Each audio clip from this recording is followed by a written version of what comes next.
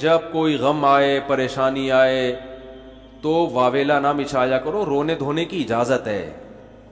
یہ بے صبری نہیں ہے، جب انسان کو غم ہوتا ہے روتا بھی ہے، ہائے ہوئے بھی کرتا ہے، لیکن اللہ کو برا بلا کہنا شروع کر دینا، میرے ساتھ اللہ یہ کر، میرے ساتھ اللہ میں ہی میرا ہوں اللہ. آپ کا کام ہے غلامی، مانگتے رہنا ہے مانگتے رہنا ہے مانگتے رہنا ہے. اکثر ایک واقعہ علماء بتاتے ہیں، کتابوں میں لکھا ہوا ہے کہ ایک بزرگ حج کرنے جاتے تھے، حج کرنے کے بعد ندا آتی تھی قبول نہیں ہوا. کیا ندا آتی تھی؟ قبول نہیں ہوا. تو وہ دوبارہ چلے جاتے اگلے سال، جب حج کرتے پھر ندا آتی قبول نہیں ہوا، وہ پھر چلے جاتے پھر چلے جاتے. تو کسی نے کہا کہ آپ خود ہی بتاتے ہو کہ جب میں حج سے فارغ ہوتا ہوں آسمان سے ایک ندا آتی ہے کہ قبول نہیں ہوا، تو پھر کیوں جاتے ہو بار بار بار بار؟ تو انہوں نے کہا بھائی میرا کام ہے حج کرنا، اپنی کوتاہیوں کی اصلاح کرنا، قبول کرنا کس کا کام ہے؟ اللہ کا. اب اللہ سے تو لڑ تھوڑی سکتا ہوں.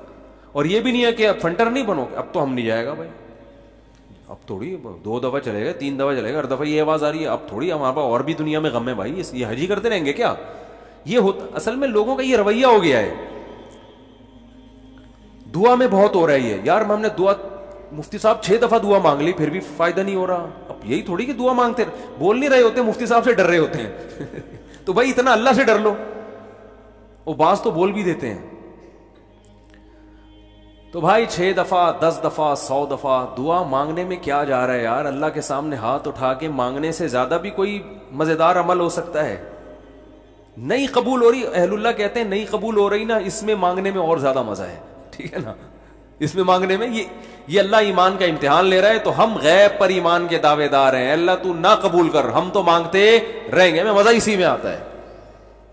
حضرت عمر رضی اللہ تعالی عنہ کا قول ہے کہ مجھے اس سے غرض نہیں ہے کہ میری دعا قبول ہو رہی ہے کہ نہیں ہو رہی، یہ تو میرا کام ہی نہیں ہے کہ یہ اللہ کی ذمہ داری ہے، یہ ہماری ٹینشن.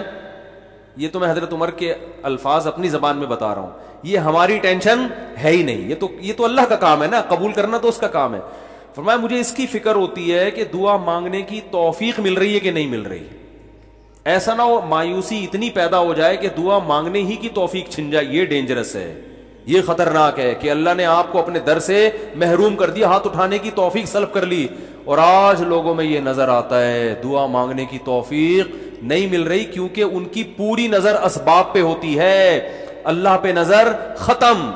یہ بہت خطرناک ہے.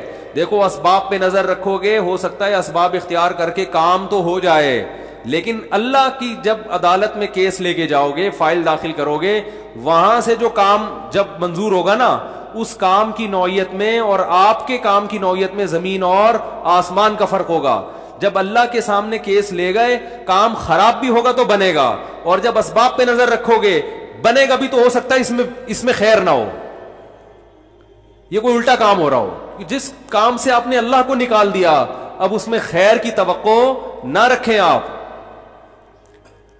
آپ بیمار ہوئے، صرف دواؤں پر اکتفا کیا ہوا ہے آپ نے، اللہ سے دعائیں نہیں مانگتے اور ضرورت بھی محسوس نہیں کرتے کہ چھوڑو یار، جب میں آگمنٹن کھا رہا ہوں، جب میں یہ سیرپ پی رہا ہوں تو گورے بھی تو ٹھیک ہوتے ہیں نا بغیر دعا کے. کیا خیال ہے بھائی؟ جب وہ ٹھیک ہوتے ہیں تو مجھے دعا مانگنے کی کیا ضرورت ہے؟ تو عین ممکن ہے آپ ٹھیک ہو جاؤ. دوا اثر کرتی ہے، اللہ نے دنیا کو اسباب سے جوڑ دیا، لیکن یہ ٹھیک ہونا بھی آپ کے لیے نقصان کا ذریعہ بن سکتا ہے. اور آپ دعا مانگو دوا کے ساتھ، ہو سکتا ہے آپ ٹھیک نہ ہو، لیکن پھر ٹھیک نہ ہو کے بھی اس میں اللہ کیا ڈال دے گا؟ بولو نا، خیر ڈالے گا. اللہ اس میں خیر ڈالے گا. جیسے یونس علیہ السلام کو مچھلی کے پیٹ میں اللہ نے داخل کیا ہے ان کے درجے کو اور بلند کرنے کے لیے. اگر یونس علیہ السلام کے ساتھ یہ مچھلی والا واقعہ نہ ہوتا تو شاید یونس علیہ السلام کا ذکر قرآن مجید میں نہ ہوتا. پیغمبر تو لاکھوں آئے ہیں نا، سب کا تذکرہ تھوڑی ہے. اور نبی صلی اللہ علیہ وسلم نے حضرت یونس کی فضیلت الگ سے بیان کی ہے. فرمایا لا تفضلونی علی یونس، مجھے یونس پر فضیلت مت دو. حالانکہ دیکھو یہ تو اجماعی عقیدہ ہے کہ ہمارے نبی تمام پیغمبروں سے افضل ہیں، لیکن کیا مطلب نام لے کے میرے مقابلے میں یونس کو نہ لے کر آؤ کہ میں ان سے زیادہ افضل ہوں. کیوں؟ کیونکہ اس میں اس بات کا امکان تھا کہ شاید اس واقعے کی وجہ سے لوگ یونس علیہ السلام کی توہین نہ کر رہے ہوں کہ وہ اللہ کی پرمیشن کے بغیر چلے گئے تھے تو کہیں اس واقعے کو بنیاد بنا کے لوگ ایسا نہ ہو کہ کہیں کہ ہمارے نبی تو افضل ہے، یونس علیہ السلام افضل نہیں ہے، کیونکہ ہمارے نبی تو بغیر پرمیشن کے کوئی کام نہیں کیا، اور یونس علیہ السلام تو اللہ کی پرمیشن کے بغیر چلے گئے تھے۔ اس لیے نبی نے اس کانسیپٹ کو درست کرنے کے لیے، کلیئر کرنے کے لیے کہ کہیں تمہارے ذہن میں یہ چیز نہ ہو، اس لیے کیا مطلب حدیث کا کہ یونس علیہ السلام کا نام لے کے دونوں کو مجھے ان کے مقابلے میں لا کے کھڑا مت کرو، اور یہ مت کہو کہ محمد صلی اللہ علیہ وسلم حضرت یونس سے افضل ہیں، حالانکہ افضل ہیں، لیکن جہاں بھی حضرت یونس کی توہین کا ذرہ برابر بھی شائبہ نکلتا تھا آپ صلی اللہ علیہ وسلم نے اس سے منع کر دیا، اس لیے کہ آپ صلی اللہ علیہ وسلم جانتے تھے کہ یہ جو کچھ یونس علیہ السلام کے ساتھ ہوا یہ اصل میں آپ کو بلند مرتبہ دینے کے لیے ہوا تھا، اور یہ بتانے کے لیے ہوا تھا کہ اللہ کی صفت استغنا کیا ہے، اور یہ بتانے کے لیے کہ اللہ سے لڑ کے کوئی چیز نہیں لی جا سکتی، اور یہ بتانے کے لیے کہ غموں میں، ٹینشنوں میں، پریشانیوں میں اللہ کے نیک بندوں کا رویہ کیا ہوتا ہے۔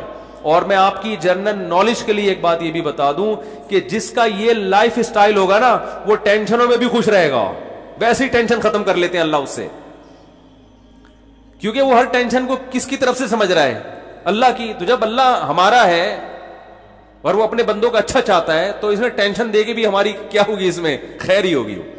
اس نے یعقوب علیہ السلام سے جو بیٹا چھینا تو یعقوب علیہ السلام کو نوازنے کے لیے چھینا، یوسف علیہ السلام کو جو بچپن میں باپ سے الگ کر دیا مصر کا بادشاہ بنانے کے لیے کیا اس نے، نہ چھنتے نہ بادشاہ بنتے۔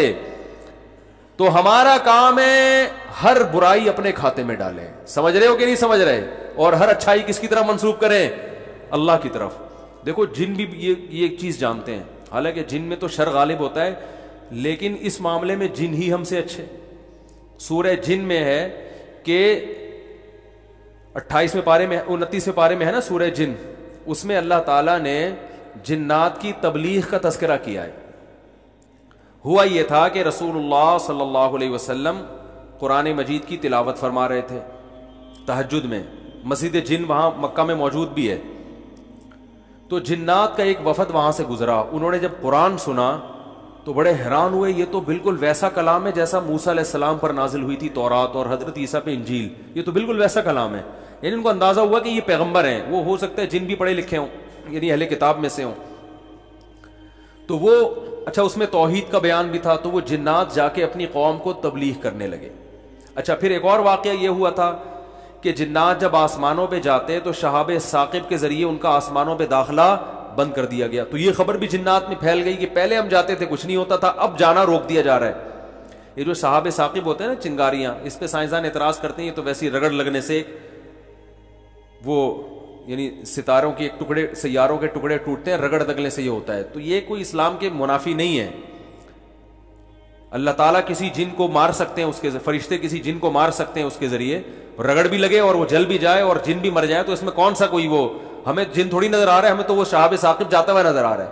اور یہ بھی ضروری نہیں ہے کہ جب بھی شہاب ثاقب ٹوٹے تو کوئی جن ہی مر رہا ہو، اس سے اتفاقی حادثہ بھی ہو سکتا ہے۔ یہ تو اسلام نے یہ نہیں کہا کہ جب بھی آسمان پہ آپ کو رگڑتا ہوا ستارے کا ٹکڑا نظر آئے گا تو وہ جن ہی ہے جس کے پیچھے جا رہا ہے۔ وہ بعض دفعہ ایسے ہوتا ہے کہ جنات کا تعاقب ہوتا ہے اس کے ذریعے، تو یہ نبی کے دور میں ہوا۔ اور اس کی دلیل یہ ہے کہ جب قرآن کی آیتیں نازل ہوئی نا کہ جنات نے کہا کہ ہم جب جاتے ہیں تو شہاب ثاقب آتا ہے، تو اس پر کسی مشرک نے اعتراض نہیں کیا کہ یہ تو پہلے بھی آ رہے تھے، اب تھوڑی آ رہے ہیں، کوئی نیا واقعہ تھوڑی ہے، یہ تو پہلے بھی آ رہے ہیں۔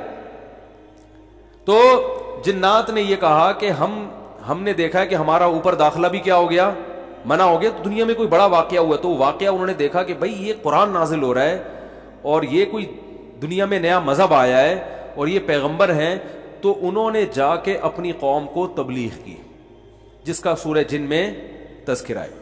تو تبلیغ میں انہوں نے یہ الفاظ کیے کہ وَأَنَّا لَمَسْنَا السَّمَاءَ فَوَجَدْنَاهَا مُلِئَتْ حَرَسًا شَدِيدًا وَشُهُبًا، ہم پہلے کی طرح جب آسمانوں پہ جاتے ہیں تو ہم اس میں پہرے دیکھ رہے ہیں اور شہاب ہے، پتھر ہے جن سے ہمارا تعاقب ہو رہا ہے، تو یہ کچھ کام ہوا ہے۔ آگے کیا کہتے ہیں؟ اِنَّا لَا نَدْرِي، ہمیں نہیں پتا، یہ جو دنیا میں عجیب سا کام ہوا ہے نا، لا ندری، ہمیں معلوم نہیں ہے، اشر ارید بمن فی الارض، کہ جو لوگ زمین میں رہتے ہیں ان کے ساتھ برائی یعنی شر کا ارادہ کیا گیا ہے، ام اراد بہم ربہم رشدا، یا اہل زمین کے جو رب ہیں اس رب نے ان کے ساتھ خیر کا ارادہ کیا ہے. آپ کا آئی کیو لیول اگر اچھا ہوتا تو مزہ آ جاتا. ترجمے سے بات سمجھ میں آئی؟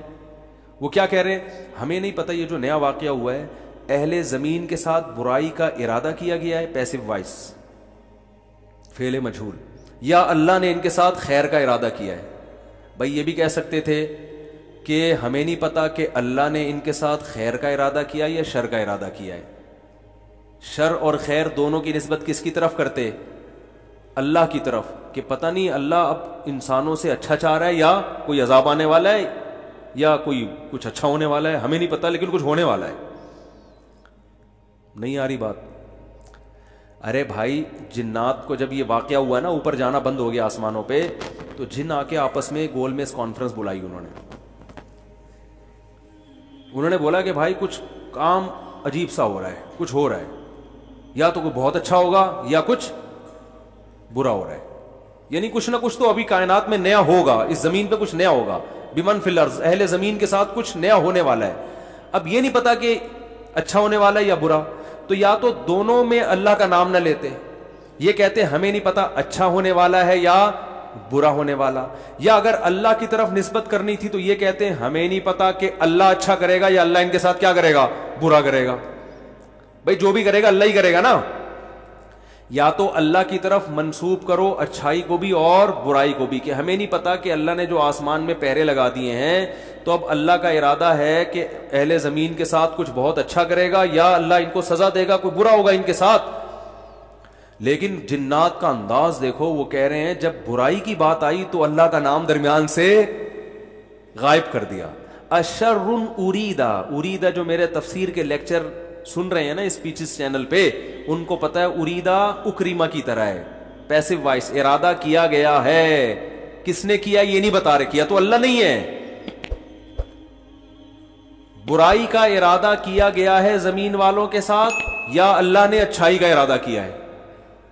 اب آئی سمجھ میں؟ اب بھی اگر نہیں سمجھ میں تو آئی کیو لیس لوگ ہیں آپ لوگ.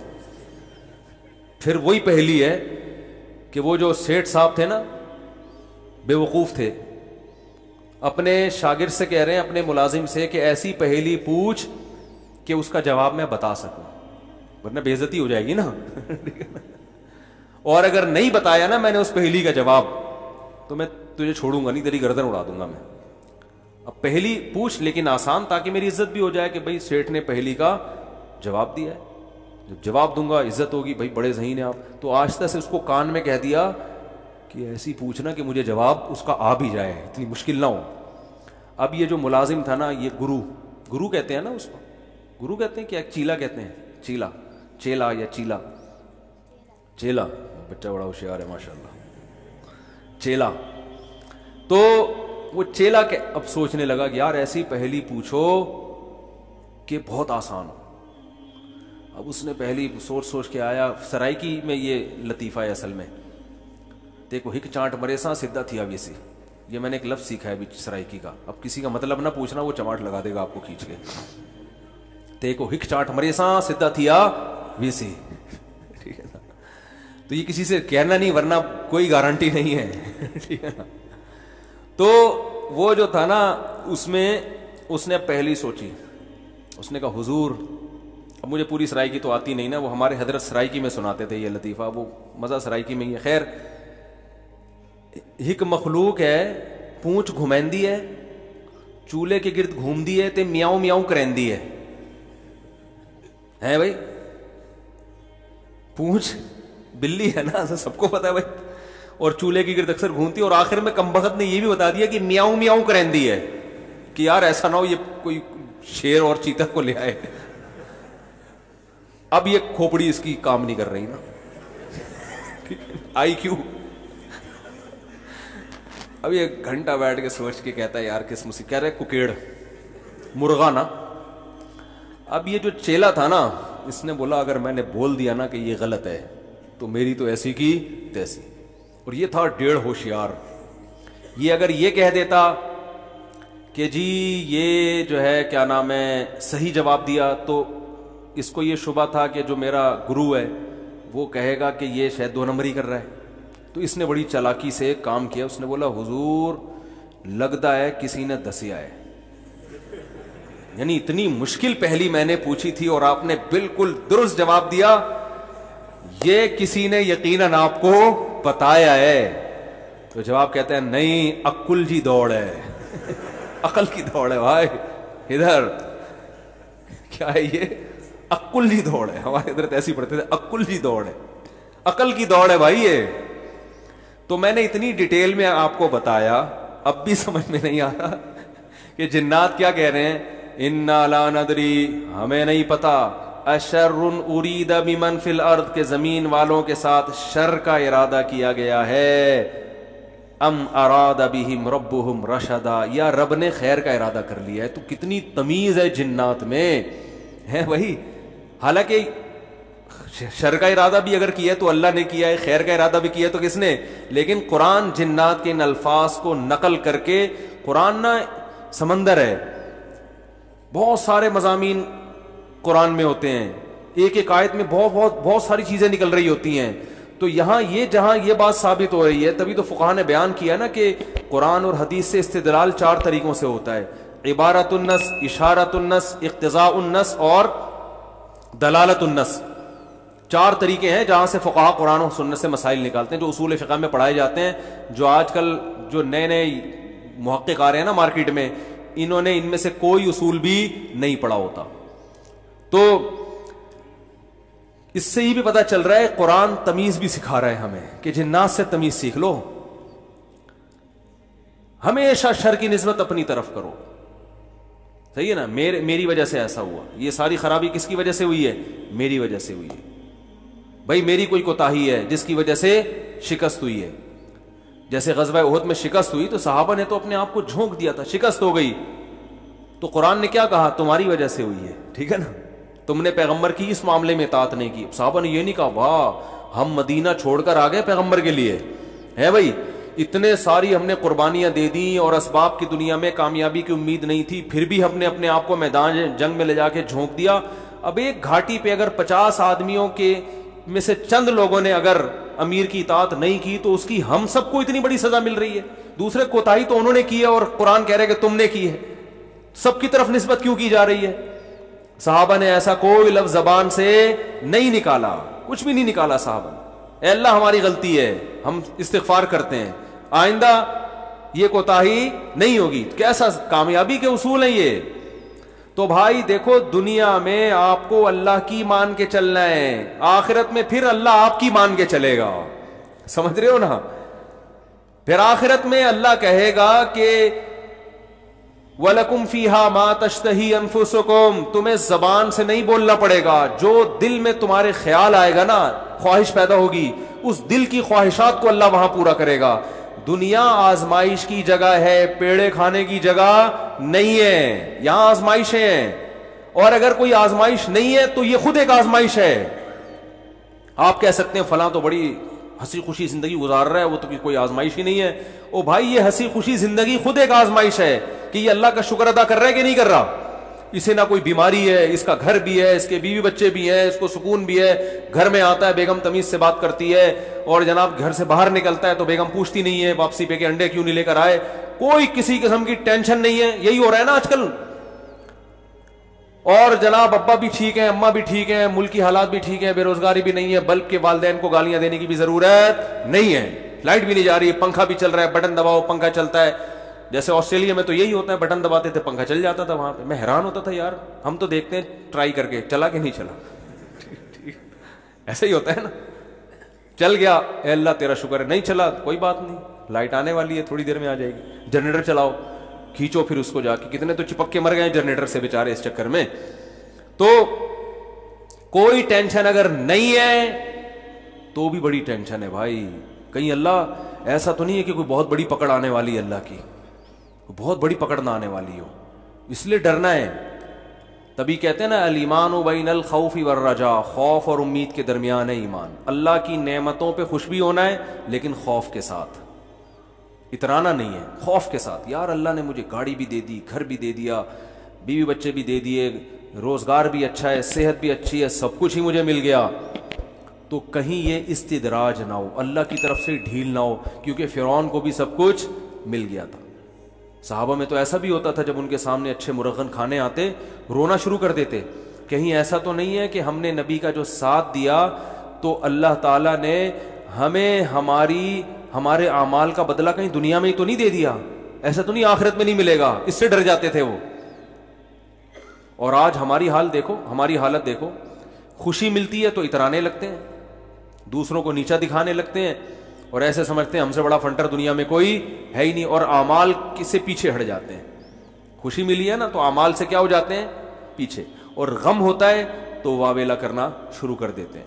جیسے قرآن نے کہا ان الانسان خلق ہلوعا اذا مسہ الشر جزوعا واذا مسہ الخیر منوعا, کہ انسان کو جب شر پہنچتا ہے جزوعا, جزا فضا شروع کر دیتا ہے, واویلا, ہائے میرے رب نے یہ کر دیا, ہائے میرے اللہ نے یہ کر دیا میرے ساتھ, میں ہی ملا تھا اب ٹینشن دینے کے لیے.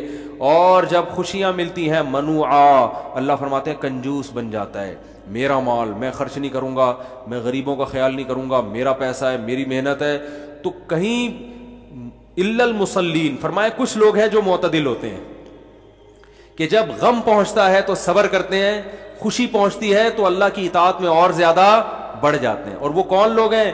الا المصلین الذین هم علی صلاتهم دائمون, وہ نمازی جو اپنی نمازوں کی حفاظت کرتے ہیں. اور والذین هم من عذاب ربهم مشفقون, آخرت کا سوچ کے ڈرتے رہتے ہیں. لفروجہم حافظون, اپنی شرمگاہوں کی حفاظت کرتے ہیں. الا علی ازواجہم او ما ملکت ایمانہم, سوائے اپنی بیویوں کے کسی اور کے پاس نہیں جاتے. لاماناتہم وعہدہم راعون, اپنے ایگریمنٹ کے پابند ہوتے ہیں, کسی کو زبان دے کے پیچھے نہیں ہٹتے معاہدوں کے. تو اللہ نے جو خوف دن کے دل میں نا ان کی یہ صفات بیان کی ہے, فرمایا یہ نارمل لوگ ہوتے ہیں. یہ کیا ہوتے ہیں؟ نارمل. آج کسی نے بتایا کہ وہاں ایک افغانی آئے ہوئے تھے, وہ کہنے لگے کہ ہم نے وہاں امریکیوں کو دیکھا ہے کہ جب ان کی لڑائی ہوتی تھی نا وہاں افغانستان میں, تو ادھر افغانی جب شہید ہوتے ہیں تو ان کے دوسرے جو بھائی ہیں نا وہ صبر کرتے ہیں, بھائی شہید ہو گئے, اللہ تعالیٰ اس کے درجات بلند کرے. انہوں نے کہا کہ جب کوئی امریکی قتل ہوتا ہے تو چیخ چیخ کے رو رہے ہوتے ہیں فوجی. تو یہ ایک اسلام کا ایک صاف نظر آتا ہے کہ مسلمان غم کیسے جھیلتا ہے, اور جس کا آخرت پر ایمان نہیں ہے. حالانکہ ان کی فوج میں موٹیویشنل اسپیکر بہت ہوتے ہیں جو ان کو موٹیویٹ کرتے رہتے ہیں ملک, لیکن وہ کہتے ہیں ذرا سا زخم ہوتا ہے ایسا چیختے ہیں.